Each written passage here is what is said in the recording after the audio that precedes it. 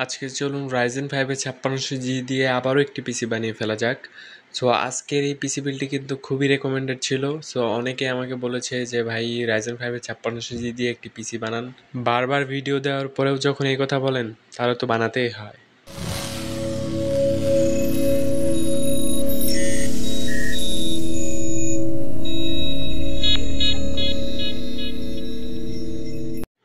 Hello guys, কেমন আছেন সবাই? আশা করি অনেক অনেক ভালো আছেন। সো আজকে আবারও চলে আসলাম নতুন একটি ভিডিও নিয়ে। সো আপনারা বুঝে গিয়েছেন আজকেও আমরা বিল্ড করছি Ryzen 5 এর 5600G দিয়ে পিসি। বর্তমানে কিন্তু Ryzen 5 এর প্রাইসটা একটু বেড়ে গিয়েছে। সো তারপরেও চেষ্টা করেছি কম বাজেটের ভিতরে কম্পোনেন্টগুলো কালেক্ট করার জন্য। আর র্যাম হিসেবে ইউজ করেছি Corsair DDR4 এর 8GB 3200 MHz এর দুটি র্যাম। এই র্যামগুলো 2600 করে টোটাল 5200 টাকা পড়েছে। আর এসএসডি হিসেবে ইউজ করছি কিংস্পেসের 256GB M.2 NVMe SSD। এই এসএসডিটা কিন্তু বর্তমানে মার্কেটে খুবই কম পাওয়া যায়। সো আগে অ্যাভেলেবল ছিল, বর্তমানে হয়তো একটু খোঁজাখুঁজি করলে পেতে পারেন।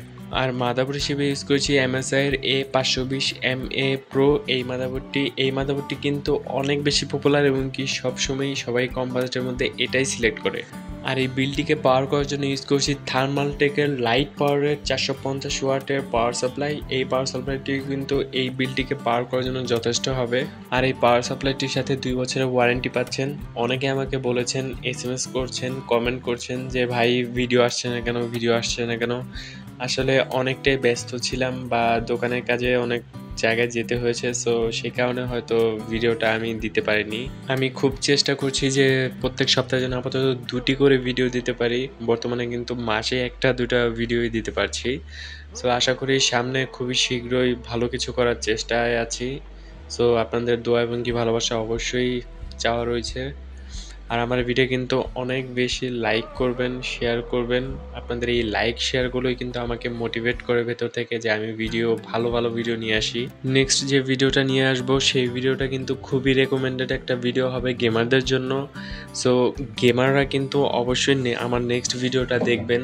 সো নেক্সট ভিডিওতে যে সব কম্পোনেন্টগুলো ইউজ করব সবগুলো কিন্তু লেটেস্ট কম্পোনেন্ট। সো সবাই চাচ্ছে যে লেটেস্ট বিল্ড বানাই। সো লেটেস্ট বিল্ডে অনেক কিছু তফাৎ আছে, বিশেষ করে কেবল এবং কি কানেকশনগুলো। সো আপনারা যারা নিজে পিসি বানাতে যাচ্ছেন তাদের জন্য নেক্সট ভিডিওটা অবশ্যই রেকমেন্ডেড থাকবে। গত ভিডিওতে অনেকে আমাকে জিজ্ঞেস করেছিলেন যে ভাই এই কম্পোনেন্টগুলো কেমন প্রাইস বা আজকে কেমন প্রাইস। গতকালই আমাকে একজন জিজ্ঞেস করেছে যে ভাই এই কম্পোনেন্টগুলো কি আজকেও এই রেটে পাওয়া যাবে। আসলে না, আমি ওই ভিডিওটা যেদিন আপলোড করেছি সেই দিনে যে ডেট, ওই ডেটের বা তার একদিন পরের ডেট, হয়তো এই 2 ডেটেই প্রাইসটা সেম থাকবে। তারপরে কিন্তু প্রাইসটা চেঞ্জ হয়ে যায়। সো চলুন আবার পিসি বিল্ডে ফেরা যাক।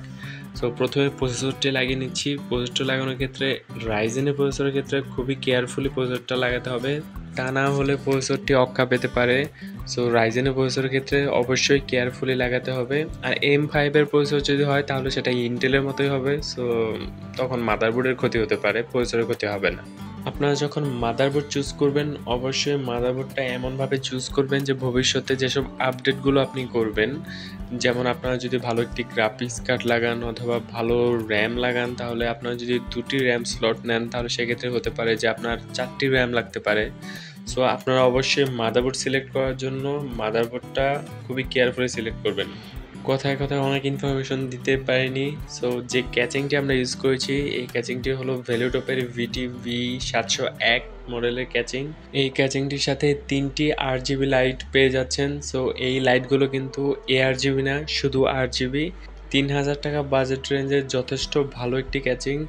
আর যদি আপনারা ARGB খুঁজেন তাহলে সেক্ষেত্রে মোনার্কের অনেক ভালো ক্যাচিং আছে 3200-3500 টাকার ভিতরে, সেগুলো সিলেক্ট করতে পারেন। তখন কিন্তু ARGB থাকলেও আপনারা শুধু বাটন টিপে সিলেক্ট করতে পারবেন, মাদারবোর্ডের সাথে কিন্তু সিঙ্ক করতে পারবেন না। এই মাদারবোর্ডটির সাথে কিন্তু ARGB হেডার নেই। সো এখন কুলিং ফ্যানটি লাগিয়ে ফেলতে হবে। কুলিং ফ্যান কিভাবে রাইটভাবে লাগাতে হয় বা AMD লেখাটা কিভাবে উল্টা হবে না সেই ভিডিওটা কিন্তু আপনারা কেউ বলেননি, সে কারণে আনিনি। আপনাদের যদি জানতে হয় তাহলে অবশ্যই আমাকে কমেন্টে জানাবেন যে ভাই কুলিং ফ্যানটা কীভাবে সঠিকভাবে লাগাতে হয়। আমি অবশ্যই ভিডিওর মাধ্যমে আপনাদেরকে দেখিয়ে দেবো। প্রথমেই ব্যাক প্যানেলটি খুলে ক্যাচিংয়ের ভেতরে পাওয়ার সাপ্লাইটি লাগিয়ে ফেলবো। পাওয়ার সাপ্লাইটি লাগানোর পরে তারপর আমাদের কাঙ্ক্ষিত মাদারবোর্ডটি বসানোর কাজ শুরু করা যেতে পারে। এছাড়াও আপনারা খুব ভালোভাবে জানেন ক্যাচিংয়ের ভেতরে মাদারবোর্ড বসানোর আগে অবশ্যই আমি মাদারবোর্ডের সব কম্পোনেন্ট চেক করে নেই যে কম্পোনেন্টগুলো ঠিকমতো কাজ করতেছে কিনা। এটা চেক করার সবচেয়ে বড় উপায় হচ্ছে যে আপনারা উইন্ডোজটা করে নেবেন ক্যাচিংয়ে ঢোকানোর আগে, কারণ ক্যাচিংয়ে ঢোকানোর পরে যদি দেখেন যে কোনো কম্পোনেন্টের প্রবলেম তাহলে কিন্তু তখন আবার ফুল ক্যাচিংয়ের ভিতর থেকে সেটআপটা বের করতে হবে। সো সেই জন্য আমি ক্যাচিংয়ে ঢোকানোর আগে সবগুলো কাজ করে নিই, যেমন উইন্ডোজ, ড্রাইভার্স এগুলো কমপ্লিট করে নিই, তারপর আমি ক্যাচিংয়ের ভেতরে ঢোকাই।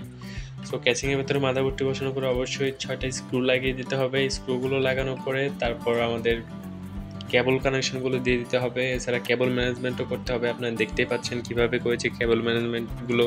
এখন আমাদের পিসিটি অন করে দেখবো যে ক্যাচিংয়ের ভেতরে পারফেক্টলি ওয়ার্ক করতেছে কিনা, তারপর আমাদের কাস্টমার কাছে ডেলিভারি করব। সো অন করে দেখতেই পাচ্ছেন লাইটগুলো চলে এসেছে, ফ্যানও ঘোরা শুরু হয়েছে, আশা করি ডিসপ্লেও চলে আসবে। তো এই বিলটি আপনারা চাইলে বানাতে পারেন, কিন্তু বর্তমানে হয়তো এই বিলটা বানালে আপনাদের জন্য লস প্রজেক্ট হতে পারে। সামনেই শীতকাল আসতেছে খুব শীঘ্রই। তো শীতকালে কিন্তু এই কম্পোনেন্টগুলোর প্রাইস অনেকটাই কমে যাবে। যেমন রাইজেন 5-এর বর্তমান প্রাইস কিন্তু 14,000 টাকার আশেপাশে ঘোরাঘুরি করতেছে। সো কিছুদিন আগেও এটার প্রাইস 12,000 টাকা আশেপাশে ছিল। সো একটু অপেক্ষা করেন, বাজেটটা একটু কমে আসলে তখন আবার আপনারা কম বাজেটে এটা বানাতে পারবেন। সো আজকের মতো এই পর্যন্তই। সবাই ভালো থাকবেন, সুস্থ থাকবেন। আমার ভিডিও ভালো লাগলে অবশ্যই লাইক করবেন, শেয়ার করবেন আপনার বন্ধুদের সাথে। সো আল্লাহ হাফেজ, টাটা।